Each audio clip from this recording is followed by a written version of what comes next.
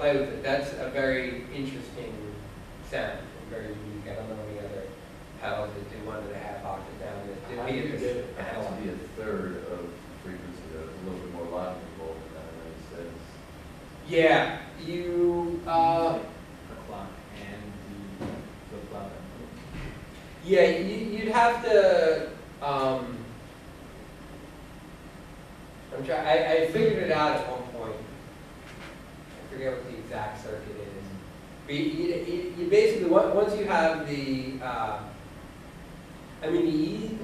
I'm gonna say the easy thing you do is do like a one shot. The one shots have typically a fixed length, so that's not as easy to do. There should be a way of doing it with the 2 and the 4. Yeah, I haven't looked at it to think about exactly what the circuit is. Like I said, it's not that obvious, but a lot of people haven't, not that many people have done it. Yeah, that's interesting. But it's a fun one. All right, so now this page, I'm going to jump back for a second, talk about octave up. This top one shows an input signal, simple sine wave. This is full wave rectified. This is the red spectrum. So if we look at that, we see, like I said, the fundamental is gone. The second harmonic is the dominant here, the octave.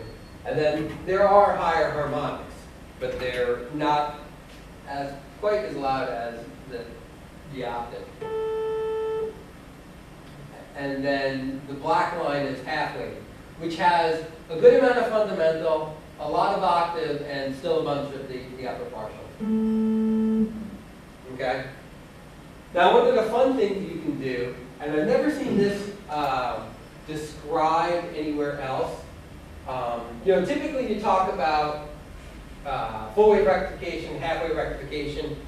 You can also do kind of a weird combination. I don't know of any other purpose for doing this other than this particular one. You can do like a full wave rectification where you're rectifying around something besides 0. So what you're doing is you're setting a point in the waveform at which point you're rectifying. So here, for instance, I define 10% rectification. That says at minus 0.8, I'll rectify around that. And so I just flip that little bit. And what this will do is give you changing spectrum so that you can get more or less harmonics as you go. That's kind of interesting. So again, input is sine wave. There's 10%. You can hear a little bit of those upper octaves. That's 25%. And then that's 40%, which is starting to sound a lot like the half wave rectification. That sounds really cool with that expression. Yeah, you could do it. Yeah, I've thought about it at times. At times I was going to build a circuit, I just never got back around to doing it. Because, the tricky part with a lot of these is to do the rectification, normally you just use a diode. But then you got the diode drop. So that's going to add a little bit of variation. You either got to amplify it a lot to get around that or what. And how to do this one, I figured a good way how to do it analog. Digitally, you could do it pretty easily. So wouldn't you just change like a bias voltage and the diode, like it knows where the diodes meet? Yeah, you could do something like that, like a VB multiplier kind of thing you use in a power amp. Right.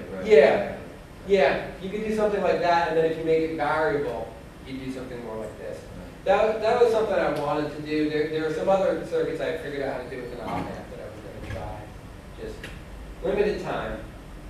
Lately I've been doing more PowerPoint engineering. Preparing for class. So, okay, let me see. So I think I'd rather run through, maybe do one long break today. That's okay? All right, talk a little bit about filter base. Now, filters, you pretty much know. There are some variations, but everything you've learned in other classes mostly applies. I'm going to tell you some of the variations here. First thing is active filters. Pretty much exactly what we talk about. The main thing to note is that you can have things, we often talk about a high pass and a low pass filter. And let me see if I cover this one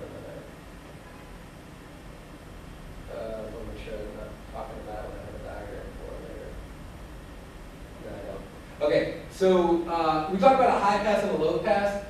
There are also some things called high pass shelving and low pass shelving.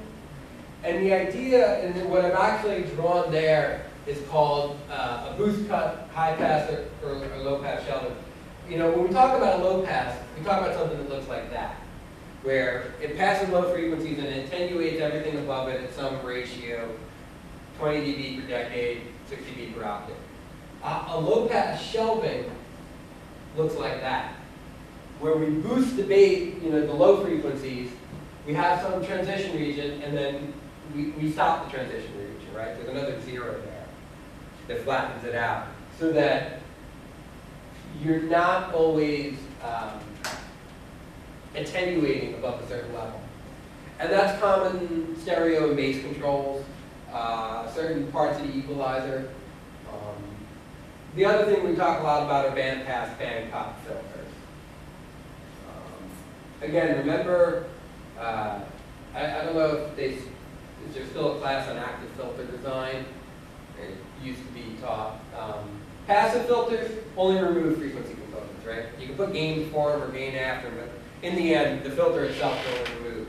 Active will actually boost things, can give you sharper transitions, and allows you to create multi-pole filters with solid-state devices. So you can get some of these sharp boosting cuts that you see in equalizers. We'll look at those next. All right, so basic parameters. How do we describe filters? Same as you would in any other class. I just want to review. Break frequencies or center frequencies, right? Same thing, 3 dB frequencies, half-hour frequencies.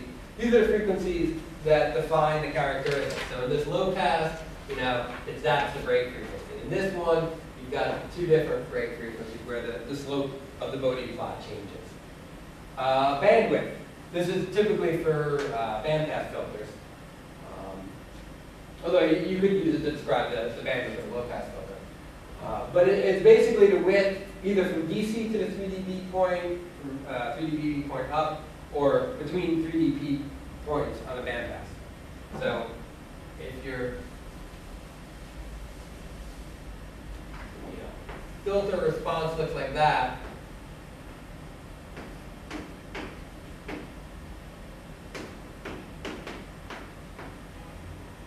minus 3 dB down, that's your bandwidth.